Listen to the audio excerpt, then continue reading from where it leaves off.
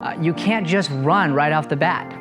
You can't just start running into certain things and expect results. You have to take it nice and slow. So for those who know my story, I was in a coma 4 years ago, and it was crazy when I came out. Like, my toes were totally black, and like they had to amputate them. And the first time I remember that I got to stand up, it was a big deal. It was a big deal to stand. It was like, oh my gosh, but we don't think about it. You know, we don't think about the fact that that's this amazing thing we have, that the amazing blessing we have. We think about all the negative stuff. We think about all the things we don't have. So you start there, right? I stood up and it was a big deal. It was really hard. I did that several times. Stood up, stood up, stood up, stood up, and eventually got so good at standing up that I was like, I'm gonna take a step. Just a step. Just one, that's one. One step, that's it. And I watched the video, and it's like we went to take the one step and into the second step, and after that I was like, gotta turn around because it was so much pain. But it was awesome. It was the one step. You're just gonna move into that one step. And then pretty soon after that, then it's a couple more steps, and it's one step at a time, and then I'm walking.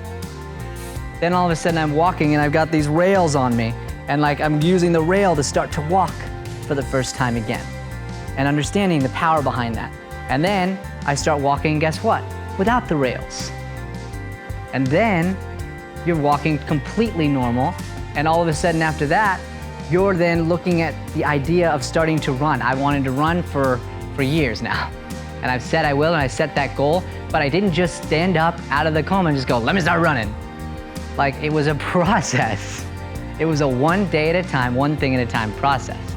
And now that I have this brace, that's the case. Now I will be running soon. So I have this brace, if those of you who haven't seen it yet, like, it helps me to run. It helps me to be able to move and do things that I literally couldn't do before.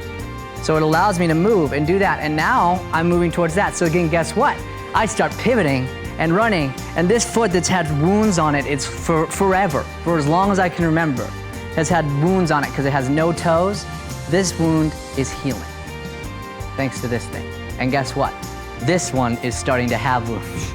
It's never had them before, because this is taking pressure off. So now another step is now getting this on this, and they're making one for me right now.